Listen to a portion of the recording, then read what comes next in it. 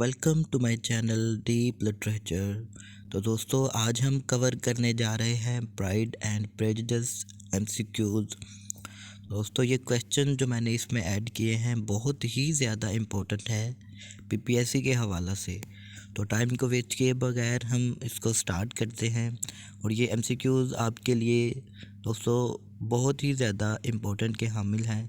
तो इस वीडियो को पूरा देखिए, इसको स्किप ना कीजिए क्योंकि ये आपकी लाइफ को चेंज कर सकते हैं। क्योंकि दोस्तों पीपीएससी के अंदर प्राइड एंड प्रेजुडिस ये हो ही नहीं सकता कि पूछा ना जाए दोस्तों। तो इसमें से एक या दो क्वेश्चन अमूमन पूछे जाते हैं, तो इसलिए आज हम इनके क्वेश्चन को कवर करेंगे। चलिए दोस्तों स्टार्ट करते हैं। Complete quotation. दोस्तों इस तरह की कोटेशन पूछी जाती हैं, तो ये कोटेशन है, it is a true universally acknowledged that a single man in possession of a good fortune must be in want of a। तो दोस्तों इसका राइट आंसर है वाइफ। क्योंकि दोस्तों ये जो पूरा प्ले है ये मैरिज के गिर्द ही घूमता है। सॉरी, ये जो पूरा नावल है ये पूरा मैरिज के गिर्द घूमता है कि किस तरह जो पेरेंट्स हैं वो भी शादी करवाना चाहते हैं अपने बच्चों की, जो बच्चे हैं वो भी किस तरह एक दूसरे के साथ इन्वॉल्व हैं। तो ये सारी स्टोरी इसी के गिर्द अराउंड घूमती है दोस्तों। The Bennet family lives in a village of. तो इसका राइट आंसर है लॉन्गबर्न। ये लॉन्गबर्न में रहते हैं दोस्तों, जहाँ पर मिस्टर बिंगले आता है। और इनकी जो माँ है वो चाहती है कि इसकी एक बेटी में से एक की शादी इसके साथ हो जाए क्योंकि he is a wealthy man.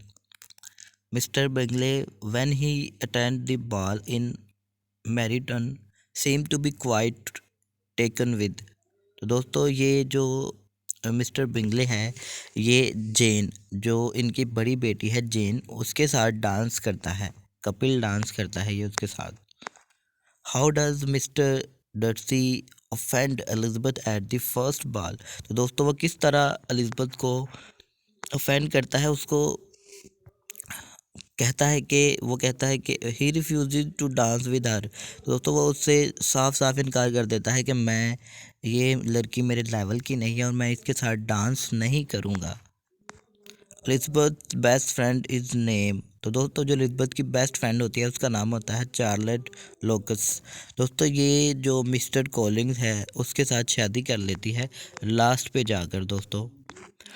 Y does Jane's visit to Bingley end up lasting for years. दोस्तों उसका जो विजिट है वो क्यों एंड अप होता है, तो हम देखेंगे कि he gets shocked in a rain storm and becomes ill. तो दोस्तों जो जेन है वहीं पे रुक जाती है मिस्टर बिंगले के होम में दोस्तों, क्योंकि मौसम जो है वो बहुत ज़्यादा ख़राब होता है जिसकी वजह से वो बीमार हो जाती है। और ये क्वेश्चन पीपीएससी के अंदर पूछा गया है दोस्तों, 2017 के अंदर ये क्वेश्चन पूछा गया था दोस्तों। What does it mean that mister Bennet's property is entailed.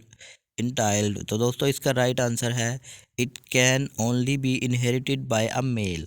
तो दोस्तों क्योंकि इनका कोई भाई नहीं है और ये जो इनकी प्रॉपर्टी है ये मिस्टर कॉलिंग तो मिलेगी इनकी डेथ के बाद, मिस्टर बेनेट की डेथ के बाद। What reason does welcome give Elizabeth for his dislike of Darcy. तो वो रीज़न देता है Darcy cheated him out of N inheritance. तो दोस्तों ये कहता है कि जो वेलकम है ये कहता है कि जो डर्सी है उसने मेरे साथ चीट किया है और मुझे जायदाद का हिस्सा देने से इनकार कर दिया है, जिसकी वजह से जो एलिजबेथ है और ज़्यादा गुस्से में आ जाती है और ज़्यादा उसके माइंड में गलतफहमियाँ क्रिएट होना शुरू हो जाती हैं। To whom Bernard daughter does Mr Collins propose marriage.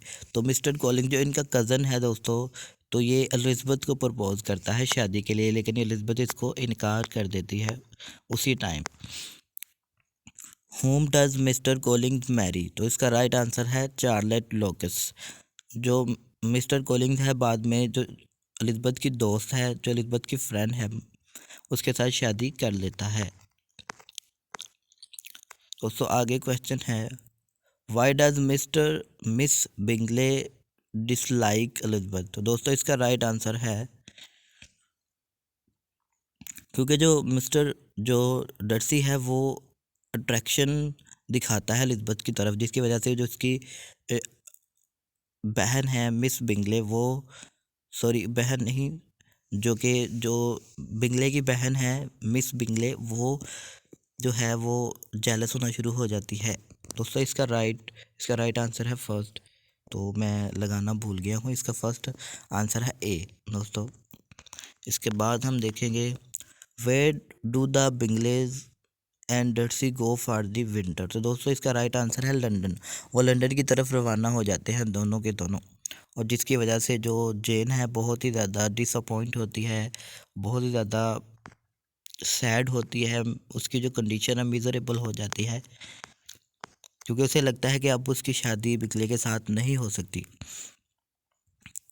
In March Elizabeth goes to visit. तो दोस्तों इसका राइट आंसर है चार्लेट लोकस, क्योंकि इन दोनों की शादी हो जाती है और एलिजबेथ उनसे वादा करती है कि वो उनसे मिलेगी जाके, और वो जाती है जहाँ पे उसे डर्सी मिलता है।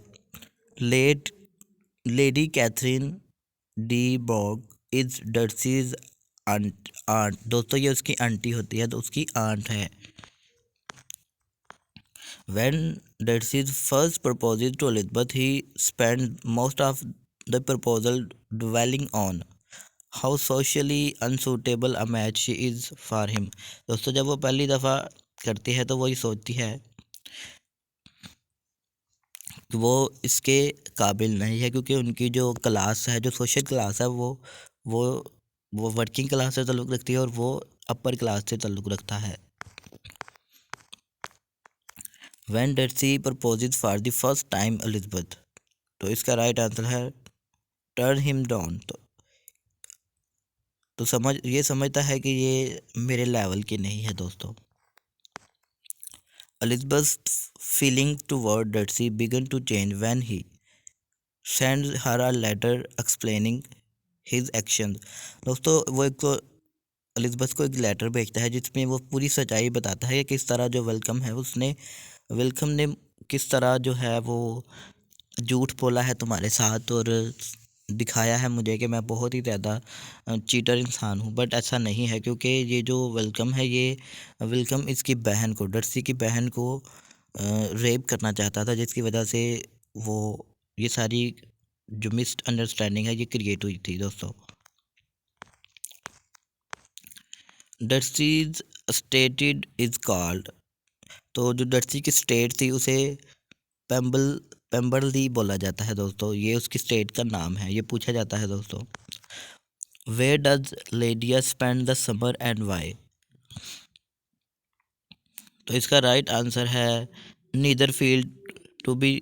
दोस्तों इसका जो राइट आंसर हम देखेंगे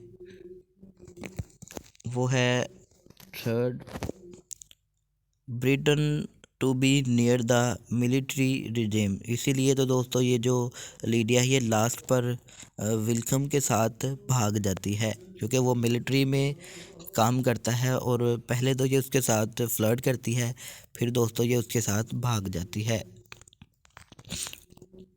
what socially distressed romantic decision does Lydia make. तो इसका राइट आंसर है she इलॉप्स with welcome.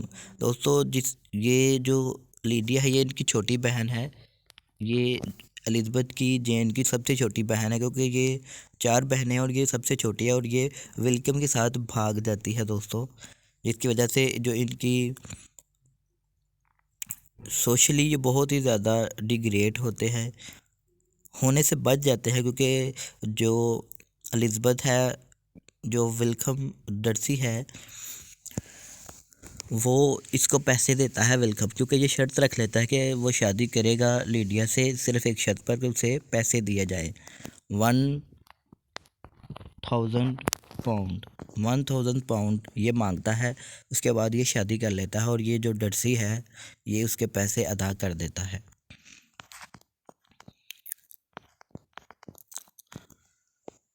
who spearheads to search for the Lydia after Mr.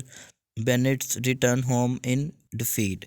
तो इसका राइट आंसर है मिस्टर गार्डिनर। ये इनका अंकल है दोस्तों, ये इसको सर्च करता है और ये बताता है कि जो पैसे सारे किसने दिए हैं मैरिज के लिए दोस्तों, तो वो डर्सी पैसे देता है दोस्तों। Who pays off Wickham convincing him to marry Lydia. तो इसका राइट आंसर है, सॉरी, इसका दोस्तों राइट आंसर है डर्सी। डर्सी पैसे देता है दोस्तों, जो डर्सी है वो पैसे देता है इनकी मैरिज के लिए। When he return to Netherfield mister Bingley.